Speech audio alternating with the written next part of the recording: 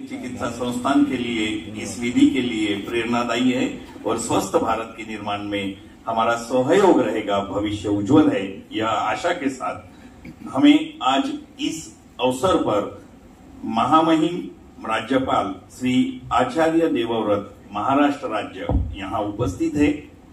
यह हमारा सौभाग्य है और मैं चाहूंगा, मैं उनसे नम्र निवेदन करता हूं कि वे आशीर्वाद पर अपने विचार हमारे साथ साझा करें। श्री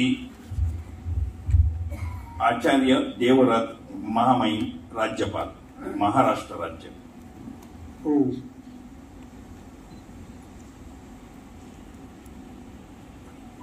आठवें प्राकृतिक चिकित्सा दिवस के अवसर पर हमारे बीच में उपस्थित माननीय श्री प्रताप राव जाधव जी, राज्य मंत्री स्वतंत्र भारत प्रभार आयुष मंत्रालय एवं स्वास्थ्य एवं परिवार कल्याण राज्य मंत्री भारत सरकार, माननीय श्री अमरेंद्र सिंह, निदेशक प्रभारी राष्ट्रीय प्राकृतिक चिकित्सा संस्थान पुणे,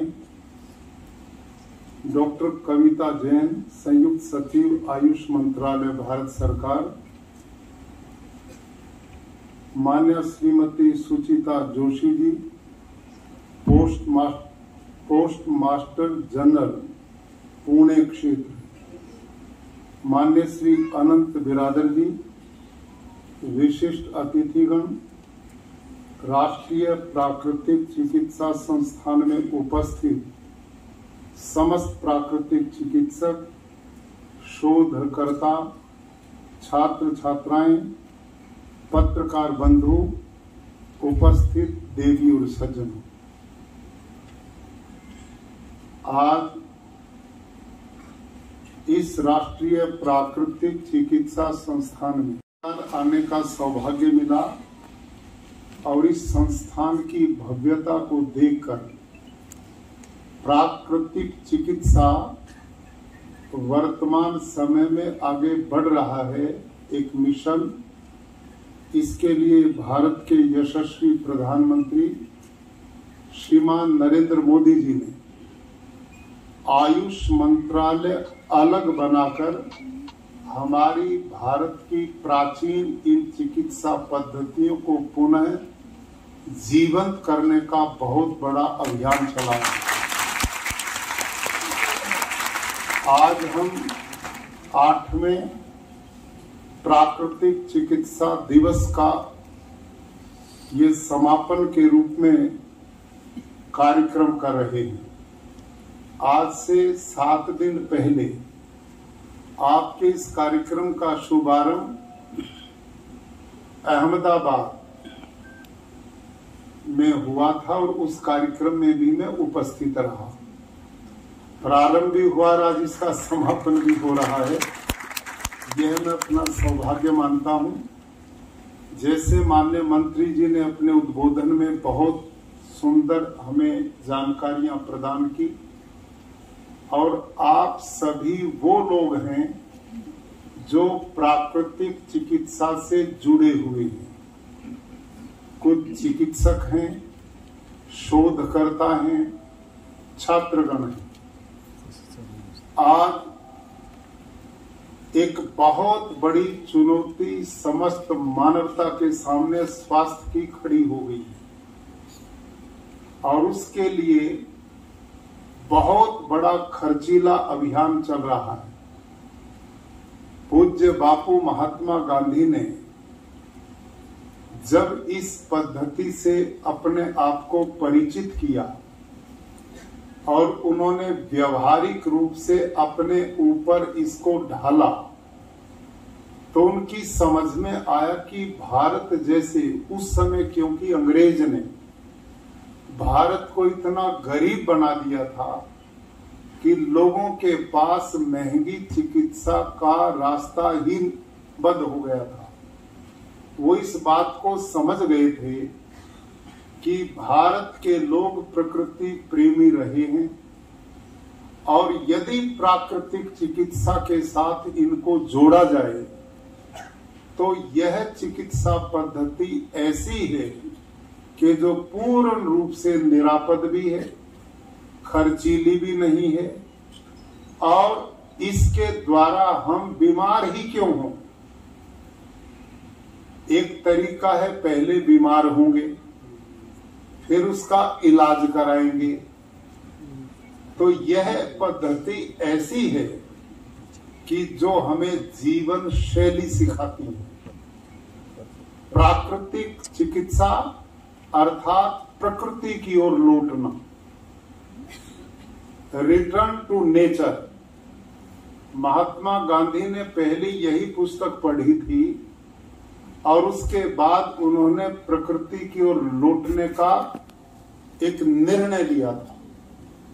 और सौभाग्य से पुणे का ये नगर जिसमें वो रहे और चिकित्सा के बहुत गहरे मूल्यों को उन्होंने प्राप्त किया, और जितने भी गांधी आश्रम देश में स्थापित किए, लगभग सभी आश्रम में पूज्य बापू ने प्राकृतिक चिकित्सा को भी साथ में जोड़ने का काम किया था। मैं इस समय प्राकृतिक खेती का अभियान देश में चलाए हुए हूं और पूरे देश में यह मिशन अब प्रधानमंत्री जी के नेतृत्व में बड़ा तेजी से आगे बढ़ रहा है। आज सौभाग्य से पुणे में प्रातःकालीन जो मेरा कार्यक्रम था वो एग्रीकल्चर यूनिवर्सिटी पुणे में था, जहां प्रदेश के माननीय कृषि मंत्री, कृषि के एसीएस और जितने भी अधिकारी पशुपालन और कृषि से जुड़े हैं वो सभी उसमें थे। जितनी इस समय आपकी संख्या है इतने से भी ज्यादा उनकी संख्या थी। और यही मैंने चर्चा उनके बीच में की कि जब तक हमारा खान पान शुद्ध नहीं होगा, हम चिकित्सा कोई भी करते रहें, वो इतना उपयोगी लाभदायक हो ही नहीं सकती। किसी बर्तन में गंदगी पड़ी हो और उसमें कितना भी अमृत तुल्य पदार्थ डालते जाएं तो वो खराब होगा या ठीक होगा? वो खराब होता जाएगा। तो प्राकृतिक चिकित्सा का काम क्या है? इस शरीर रूपी बर्तन को शुद्ध करना, इसको विकारों रहित करना। कहीं ऊर्ध्वजत्रु रोगों के लिए आप नेति करते हैं, जल नेति करते हैं, और एनिमा के द्वारा उदर का शोधन करते हैं। कहीं मिट्टी पट्टी होती है, कहीं कटी स्नान होता है, बात होता है, और इसके साथ उपवास। उपवास के बारे में हमारे यहाँ आयुर्वेद में भी लिखा है, लंघनम परम औषधम। सब रोगों का इलाज उपवास है। और आदमी को तो ये सिखाना पड़ता है, इस समझदार आदमी को सिखाना पड़ता है। और जिनको हम समझदार नहीं मानते उन पशु पक्षियों को समझाना नहीं पड़ता। वो बीमार होते ही सबसे पहला काम लंघन करते हैं, उपवास करते हैं। गाय, भैंस, गधे, घोड़े, ऊंट, बकरी को कितने भी बढ़िया व्यंजन दे दे, लेकिन वो यदि अंदर से स्वस्थ नहीं है तो उसकी ओर देखते भी नहीं। लेकिन हम समझदार उसको छोड़ते नहीं हैं। ये हमारा और उनका अंतर है। आप पशु पक्षी को जंगल में छोड़ दो, वो वही खाता है जो उसके अनुकूल है, उसको नहीं खाता जो उसके प्रतिकूल है, उसको नहीं खाता हो। लेकिन हम समझदार हो कोई विवाह शादी पार्टी का कार्ड आता है ना घर पे, मैं देखता हूं कई दिन पहले तैयारियां शुरू हो जाती हैं। और हम समझदार बहुत हैं, बहुत समझदार हैं। घर में कोई गाड़ी खरीद के लाते हैं ना, आजकल बढ़िया बढ़िया गाड़ियां आ रही मार्केट में, तो जब गाड़ियां खरीद के लाते हैं तो उसकी इतनी चिंता होती है। घर में गाड़ी लाए खरीद के, घर में बड़ी खुशी थी। बेटे ने सवेरे गाड़ी को निकाला तो पिताजी ने पूछा, बेटे कहाँ ले जा रहे? कि पापा पेट्रोल डालने के लिए ले जा रहा। पापा ने रोका, रुको रुको, ये जो यहाँ ना पेट्रोल पंप, इससे मत डलवाना, वो है ना दूर, उससे डलवा के लाना। क्यों, इसमें क्या दिक्कत है? कि हमने सुना ये मिलावटी डालता है और वो असली डालता है। मिलावटी तेल डालोगे तो गाड़ी खराब होगी, सही डालोगे तो लंबी चलेगी। है ना समझदारी की बात? है ना समझदारी की बात?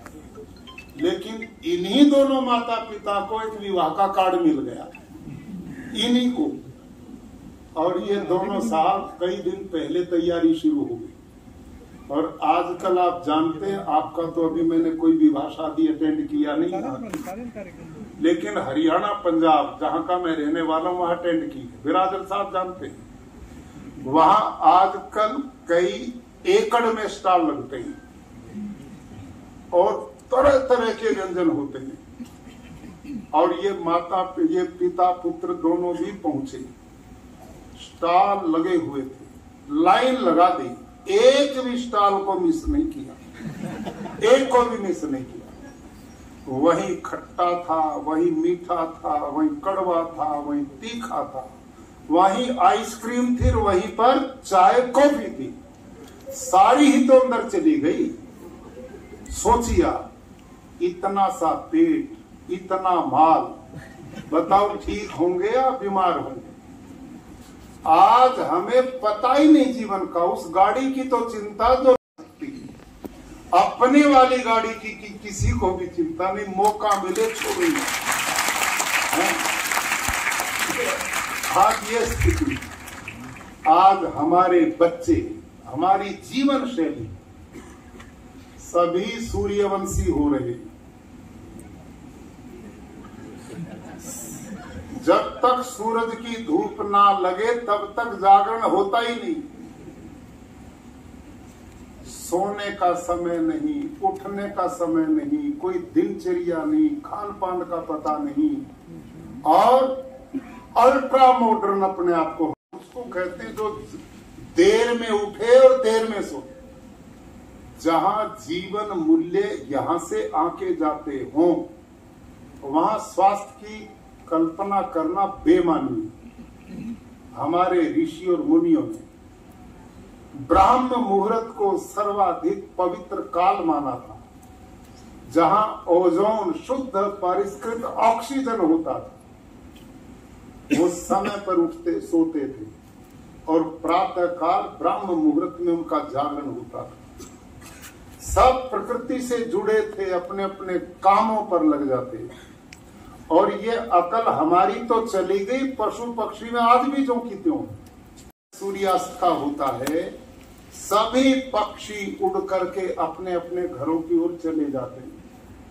और आज भी प्रातः काल कुकड़ू कूं कौन बोलता है? मुर्गा सही 4 बजे अजान दे देता है। आज भी जितने भी पक्षी हैं, एक भी सूर्य उदय के बाद आपको घोंसले में नहीं मिलेगा। वो 4 बजे के बाद अपने अपने व्यवस्था में, जीवनचर्या में लग जाते।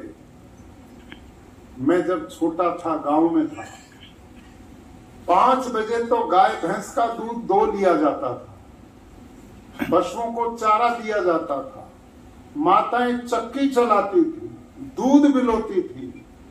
उनका तो व्यायाम इतना जबरदस्त होता था, प्राकृतिक आहार था और प्राकृतिक जीवन था।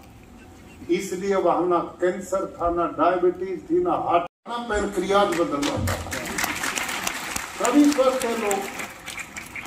आज मैं सवेरे यही बात अपने उन मित्रों को बोल रहा था कि भाई आज से 40 वर्ष पहले कोई नहीं जानता था कैंसर किसे कहते हैं, कोई नहीं जानता था हार्ट अटैक क्या होता है, कोई नहीं जानता था किडनी भी खराब हो जाती है, घुटने तो कोई जानता ही नहीं था ये भी बदलवाने पड़ेंगे। क्यों? क्योंकि उस समय जहर वाली खेती नहीं थी। सारा दिन यूरिया, डीएपी, जंतुनाशक, आप कितनी भी प्राकृतिक चिकित्सा कर लो, जब खाना वो पड़ेगा तो ये चिकित्सा भी क्या काम करेगी? सोचो आप इस बात को। एक भी चीज शुद्ध आज नहीं मिल रही है। ये जो पानी की बोतल रखी हमारे सामने, 30 साल पहले कोई लिए फिरता था इसको? कहीं पर भी पानी, क्योंकि प्रकृति बची हुई थी। लेकिन हम समझदारों के जहां जहां पैर पड़े वही बंटा ढार होता चला गया, जहां जहां हमारे। और मैं ये बात बोलता हूं सब जगह, ये जो प्रकृति का विनाश है, इस समझदार आदमी को छोड़कर किसी पशु पक्षी जीव जंतु ने नहीं किया। जितने धरती पर प्राणी हैं, असंख्य प्राणी, उनमें मनुष्य एक है। इस समझदार को छोड़कर ना तो कोई बीमार और ना किसी ने प्रकृति के संतुलन को खराब किया। और इसका उदाहरण मैं बहुत नया आपके बीच में प्रस्तुत करता हूं। प्रधानमंत्री जी ने जब कोरोना काल आया, हम सबको रात दिन मेहनत करके बचाने का काम किया और बचा दिया इस देश को। उन दिनों उन्होंने लॉकडाउन लगाया था, याद है क्या? भूल गए? जल्दी भूलते हैं भारत वाले लोग। अच्छी बात है, बुरी चीज भूल जानी चाहिए, लेकिन याद करो वो जो लॉकडाउन लगा था, वो गाय भैंस गधे घोड़े का तो नहीं था ना, पशु पक्षी का भी नहीं था ना। केवल समझदारों को उन्होंने प्रार्थना की थी, भाई 1 महीना घर रुक जाओ, यही थी ना बात। और हमने उनकी बात मान ली थी, इसलिए हम बच भी गए बड़ी संख्या। यूरोप वाले तो कह रहे थे कि इस बीमारी में सबसे ज्यादा विनाश भारत में होगा और अफ्रीकन देशों में होगा, और हुआ उल्टा। हम बच गए, वो मारे गए बहुत। वो हमारे नेताओं की, प्रधानमंत्री जी की सूझबूझ ने सबको बचा लिया। उन्होंने कहा घर में रुक जाओ 1 महीना, और हम रुक गए। कभी हमसे थाली बजवाते थे, कभी मोमबत्ती जलवाते थे, कभी घंटी बजवाते थे। किस लिए? ताकि हमारा उत्साह बना रहे और हम घर में बैठने की हिम्मत बनाए रखें। हमने 1 महीना घर में बिताया था। 1 ही महीने में जो गंगा अरबों रुपए लगा करके भी शुद्ध नहीं, वो भी 1 महीने में शुद्ध हो गई। याद है क्या? नहीं, जमुना भी शुद्ध हो गई थी, और तारे भी, सितारे भी दिखने लगे थे आकाश में, और जंगल के पशु पक्षी भी गलियों में आ गए थे हमारे। उन्होंने भी लगा समझदार घर में बैठे, हमारे लिए कोई खतरा नहीं। सब कुछ पवित्र हो गया था। याद है क्या? नहीं, गंगा भी शुद्ध, जमुना भी शुद्ध, समुद्र भी शुद्ध, झीलें भी शुद्ध, आकाश भी शुद्ध, पर्यावरण भी। कुल 1 महीना कृपा की थी हमने घर में बैठने। तो इससे सिद्ध क्या हुआ? हम ही तो अंदर थे, बाकी तो सब खुले में थे। पशु पक्षी, जीव जंतु, समुद्री जीव, आकाश के जीव, धरती पर रेंगने वाले, उनका कोई लॉकडाउन नहीं था, हमारा ही लॉकडाउन था। क्या सिद्ध हुआ? हम ही गड़बड़ हैं। इस प्रकृति का दोहन, शोषण, बर्बाद करने में यदि हम नहीं सचेत हुए, रूप दिखाना शुरू कर दिया। अब ग्लोबल वार्मिंग, इस साल देखा ना उसका रूप, अतिवृष्टि, कहीं अनावृष्टि, कहीं पर पहाड़ दरक रहे, कहीं समुद्री तूफान आ रहे हैं, कहीं भूकंप आ रहे हैं, और ये तो पहला एक ट्रेलर है भगवान की प्रकृति का। यदि हम नहीं संभले तो आगे भयंकर परिणाम भोगने पड़ेंगे। प्रकृति कभी किसी को माफ नहीं करती। उसका सिद्धांत है जो मेरे साथ चलेगा उसका अभिनंदन करती है, और जो विपरीत चलेगा उसका समाधान उसके पास में। तो आप सब वो भाई बंधु हैं, मैं बधाई देता हूं आप सबको। आप समाज के इस भोगवाद की दुनिया में आप ऐसे भाई और बहन यहाँ पर हैं कि जिन्होंने प्रकृति को समझा और प्रकृति के साथ चलने का निर्णय लिया और प्रकृति से जोड़ने के लिए लोगों में अभियान चलाने का काम शुरू किया। इसलिए मैं 8वें इस प्राकृतिक चिकित्सा दिवस पर आप सबको बहुत बहुत बधाई और साधुवाद देता हूं। हमारे माननीय मंत्री महोदय, हमारे अधिकारी आयुष मंत्रालय के, इन सब को भी साधुवाद देता हूं कि जो प्राकृतिक चिकित्सा, बिल्कुल प्राकृतिक जीवन शैली, इसी से जीवन बचेगा। और मैं तो कई बार अनुभव करता हूं, देखो इस धरती पर, पुणे में वहीं आता हूं, असंख्य प्राणी है धरती पे, लेकिन किचन समझदार के ही घर में है। वो सब प्रकृति की व्यवस्था में जो पकता भोजन जैसा भी है उसको उसी रूप में ग्रहण करते हैं। और हम सारे भगवान का बहुत नाम लेते हैं, हम इतने आस्तिक हैं, सारा दिन कोई गुरुद्वारे में, कोई मंदिर में, कोई मस्जिद में, कोई चर्च में, जिसके जो पूजा स्थल है, जुटे पड़े हैं भगवान की प्रार्थना के लिए। नाम परमात्मा का मानते बिल्कुल नहीं, उसकी मानते नहीं। हम इतने समझदार हैं, फल खाते ना काट के, नमक लाओ ये चलो, भगवान पागल था जो डालना भूल गया। ये समझदार है, कितने समझदार है क्या नहीं? कितने समझदार है भगवान की साथ। दूध, अरे बच्चा जब जन्म ना, वो केवल अपनी माँ के दूध पे रहता, पानी भी नहीं पीता। उसका मीठापन कहाँ से पूरा होता है, उसका नमक कहाँ से पूरा होता है? एक माँ के दूध में सारी वो वस्तु है जो बच्चे के शरीर की जरूरत पूरी करती है। लेकिन हम इतने समझदार हैं, भगवान पागल था, दूध में भी अलग डालो मीठा, उसमें भी और कुछ डालो, क्योंकि उसने कमी छोड़ रखी है। हम हैं समझदार, उसने कमी छोड़ दी थी। ये व्यवस्थाएं हमारे सिस्टम में पूरा चलती है। इतने बढ़िया साफ सुथरी मैं बताता हूं लोगों के बीच में। ये जो है ना करेला, कब पता है ना आप सबको, उन दिनों जर्म्स कीटाणु बहुत होते हैं ना, और भगवान ने करेले के ऊपर इतने बढ़िया कैप्सूल फिट करके भेजता है।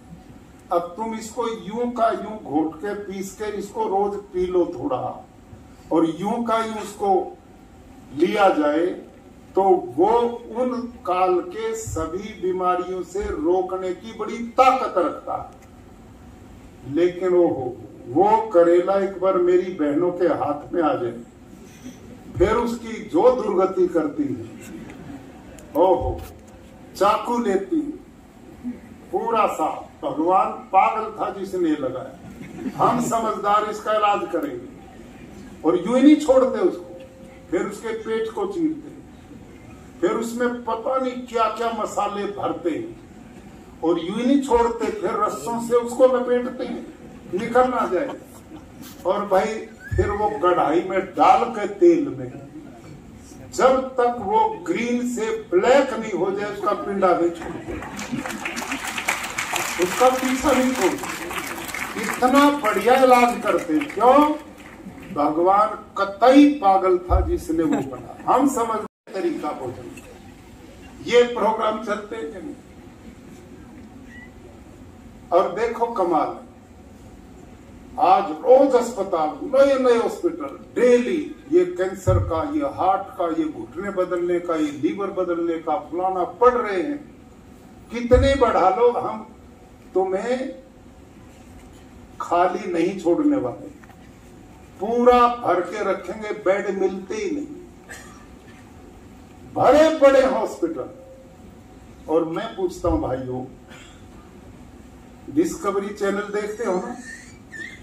समुद्र में कितने तरह के जीव जंतु, आकाश में कितने तरह के पक्षी, धरती में कितने तरह के रेंगने वाले जानवर। आप बताओ, इन सब के लिए कहीं किसी एम्स की व्यवस्था देखी आपने? वहां डॉक्टर्स की टीम देखी आपने? समुद्र में कोई मेडिकल स्टोर दिखाई दिया हो? किसी गाय भैंस को आपने चश्मा लगाए दिखाई दिया हो? कोई गाय भैंस दांत बदलवाने के लिए डॉक्टर के पास गई हो? क्यों भाई लोग? अरे वो भी तो ठीक ठाक है, हम यूं इतने बीमार हम क्यों? इसका कारण केवल और केवल ये है कि हम प्रकृति से दूर चले गए, के साथ जुड़े हुए। हाँ, वो गाय भैंस गधा घोड़ा तो जरूर बीमार है, जो इस समझदार की काबू में आ गए, जो इसके खूंटे पर बंध गए। वो तो इसने वो भी अपने जैसे बना दिए। लेकिन जो हमारी व्यवस्था में नहीं, जंगलों में रहते हैं, हमारे से दूर रहते हैं, उनको कोई दवाई की जरूरत नहीं। सब ईश्वरीय व्यवस्था, प्रकृति की व्यवस्था में स्वस्थ और निरोग जीते। क्यों? क्योंकि उनका आहार विशुद्ध प्राकृतिक है। वहां ना यूरिया है, ना डीएपी है, ना जंतुनाशक। वो उसी नेचुरल आहार को लेते, इसलिए ठीक है। आज पशु पक्षियों की प्रजातियां लुप्त हो गई, कितने जीव खत्म हो गए हैं। आज मैं बता रहा था, खेत हमारे बंजर हो गए, जमीन का पानी पीने लायक नहीं बचा। गाय भैंस के दूध में यूरिया डीएपी केमिकल मिल रहे हैं, मां के दूध में केमिकल मिल रहे हैं। ऐसी अवस्था में हम कैसे स्वस्थ रह पाए? खेती और प्राकृतिक चिकित्सा, जब इन दोनों का कॉम्बिनेशन होगा तो पूर्ण स्वास्थ्य की प्राप्ति तब होगी। तो हमने प्राकृतिक खेती की ओर बढ़ना। आज अभियान पूरे देश में माननीय प्रधानमंत्री जी ने प्राकृतिक खेती को राष्ट्रीय प्राकृतिक कृषि मिशन बना दिया और पूरे देश में अभियान चलाया गया है। किसानों को प्रेरित किया जा रहा कि भाई आप इस जहर वाली खेती को छोड़ो और वो गो आधारित गोमूत्र और गाय के गोबर छान से जो खेती थी उसकी ओर बढ़ो, ताकि हमारी धरती माँ जहर मुक्त हो सके। धरती के पास कुछ बचा ही नहीं जो दे पाए, सब बंजर हो गई। केचुआ, अर्थवारम, सूक्ष्म जीवाणु, मित्र की सब मार दिए जहर के द्वारा। ऐसे ऐसे केमिकल किसान डालते हैं जिनसे सांप भी मर जाता है। हम कैसे बचेंगे? सब स्लो पॉइजन बच्चों में जा रहा है। आज मैं बता रहा था, अभी 1 महीना पहले एक रिसर्च छापा और इस रिसर्च फ्रंट पेज पे सबसे ऊपर, और उसमें क्या था, 105 माताएं उन्होंने ऐसी ली जिन्होंने अभी बच्चों को जन्म दिया। उन सब माताओं के दूध के सैंपल लिए जो बच्चों को पिलाती थी। 105 में से 105 ही माताओं के दूध में जहर पाया, यूरिया पाया, डिटर्जेंट पाया, तरह तरह के केमिकल पाए। अब इस हालत में चिकित्सा कोई सी भी कर लो, ठीक कैसे बचेंगे जब हमारे अंदर पानी में भी जहर, खान पान में भी जहर, हवा में भी जहर, दूध में भी जहर, फल फ्रूट में इतना केमिकल, तो कैसे स्वास्थ्य बचेगा? हमने जड़ को पकड़ना पड़ेगा। पत्तों को सींचने से काम नहीं चलने वाला। जड़ है प्राकृतिक खेती और प्राकृतिक चिकित्सा से प्राकृतिक जीवन शैली। ये दोनों जब हम बराबर चलाएंगे तो इस मिशन में पूर्ण रूप से सफलता मिलेगी। प्राकृतिक चिकित्सा, इससे बढ़िया जीवन शैली कोई है नहीं। हमारे प्राचीन ऋषियों ने योग, प्राणायाम और कब उठना, कब खाना, कितनी बार खाना, क्या खाना, कैसे खाना, इतना बहुत बड़ा उन्होंने गहराई से चिंतन इस पे किया। प्राचीन काल से लोग जंगलों में रहते थे। उपहरे गिरिनाम संग में च नदी नाम धिया विप्रो आ जाता है, ये वेदों में लिखा कि पहाड़ों की उपत्यका, नदियों के संगम, ऐसे स्थान पर ऋषियों के आश्रम होते थे जहां हमारे शिक्षण केंद्र होते थे, और उन शिक्षण केंद्रों में वो विद्यार्थी गोपालन भी करते थे और प्राकृतिक खेती भी करते थे। वही उनका आहार था और वही प्रकृति उनका जीवन था। वहां बीमारी का सवाल ही पैदा नहीं था। सब लोग निरोग और सैकड़ों वर्ष की लंबी आयु सुख पूर्वक जीते थे। उनको ना हार्ट बदलवाना पड़ता था, ना किडनी बदलवानी पड़ती थी, ना घुटने बदलवाने पड़ते थे। एक भी घटना, भारत लाखों करोड़ों वर्ष पुराना हमारा इतिहास है। 1,04,08,53,125 वर्ष हो गए दुनिया को बने हुए। ये हमारे ऋषियों की गणना। आज इतनी लंबी इस देश का प्रवाहमय जीवन है, ये कभी बदलवाने की व्यवस्था नहीं आई थी। आज हम यहाँ क्यों खड़े हैं? और ये बढ़ रहा है, ये जीवन शैली खराब। आज हमारे लोग इतने अल्ट्रा मॉडर्न बन गए, माँ बहने सब फास्ट फूड, जंक फूड की ओर बढ़ रहे हैं। घर में बनाना एक बहुत पुरानी पद्धति मानी जाती है, और गाड़ी में सब भरो और होटल पे जाओ, ये मॉडर्न होते हैं। और वहां वो बासा भोजन खाओ जिसका यही नहीं पता वो कितने दिन का बना है। आप सबसे मैं पूछता हूँ, घर में माँ बहन जो भोजन बनाती है आज, उसको तीसरे दिन आप खाते हैं क्या? क्यों साहब? आज के बने भोजन को अगले तीसरे दिन खाता क्या कोई? आप अपने माँ के हाथ के पे तो बिल्कुल भरोसा नहीं। और वो जो जहां खाएंगे जाके पिज्जा, वो तो 6 महीने का बना हुआ है। वो तो 6 महीने का बना हुआ है। उस पे तो विश्वास है और माँ बहन वाले पे विश्वास नहीं। अब वो क्यों नहीं सड़ता? ऐसे भयंकर केमिकल उसमें डाले जाते हैं। अब वो बाहर भी नहीं सड़ता और पेट में जाके भी नहीं सड़ता, वो तो अंदर भी यूं का यूं फिट बैठता है, आंतों में जमता। मैदे से मैं बोलता हूं, ये मैदा से नहीं उतरता तो वो आंतों से कैसे उतरेगा? कौन सी खुरपियां पीठवा जो उतारेंगी इसको? क्यों साहब?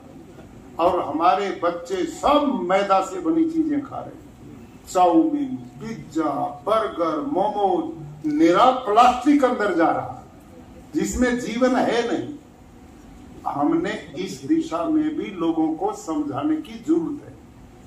आज सब बच्चे बीमार हो रहे हैं, बिना आयु छोटे छोटे बच्चों के हार्ट अटैक हो रहे हैं, छोटे छोटे बच्चे कैंसर से जूझ रहे हैं। 20-30 साल पे हार्ट अटैक आके खड़ा हो गया। ये सब जीवन शैली की बर्बादी। ना सोने का समय, ना खाने का समय, और क्या खाना ये पता ही नहीं। सब बाजारी चीजें पुरानी खाई जा रही। ये सारा जीवन दर्शन आप दे सकते हैं समाज में। आप ही वो महानायक बनोगे जो ऐसी प्रथाओं को महापुरुष भारतीय परंपरा की ओर लेकर के जाओगे। हमारा आयुर्वेद, हमारी प्राकृतिक चिकित्सा, हमारी जीवन शैली, हमारी प्राकृतिक खेती, हमारे वही जीवन मूल्य जब दोबारा अपनाएंगे तो हम भारत को स्वस्थ बनाएंगे। और स्वस्थ भारत, स्वस्थ शरीर में ही स्वस्थ मन और आत्मा रहते हैं। जैसा अन्न वैसा ही मन। गीता में भगवान कृष्ण कहते हैं, आहार शुद्ध सत्व शुद्धि। आहार की शुद्धता से ही विचार और मन की शुद्धता। हम इतने लोग बैठे ना ठीक ठाक, कोई दिक्कत तो नहीं है। एक को दारू पिला दो और 10 मिनट में देखो क्या होगा। ये लोग कहते ना नकार पीने का प्रभाव नहीं पड़ता, 15 मिनट में देखो आदमी का क्या रूप बनता। क्यों बना? अभी तो ठीक था, 15 मिनट में क्या हो गया? क्योंकि उसके अंदर आहार गलत चला गया और उस गलत आहार ने 15 मिनट में मन पे प्रभाव डाला कि वो आदमी से मन पर प्रभाव। इसलिए भाई और बहनों, आप प्राकृतिक चिकित्सा के क्षेत्र में आगे बढ़े हैं, आप आदरणीय हैं, सम्माननीय हैं। आप जिन जिन लोगों का संपर्क में आओगे उनका निश्चित भला और कल्याण होगा। आयुष मंत्रालय, भारत सरकार और मैं आपके इस संस्थान के प्रति बहुत बहुत शुभकामनाएं देता हूं। ये ज्यादा से ज्यादा बढ़ना चाहिए, इसी में कल्याण छिपा है। भारत स्वस्थ होगा तो विकसित होगा, भारत स्वस्थ होगा तो आत्मनिर्भर होगा, भारत स्वस्थ होगा तो हम प्राचीन परंपराओं को पुनः स्थापित करके देश को गौरवान्वित कर पाएंगे। धन्यवाद।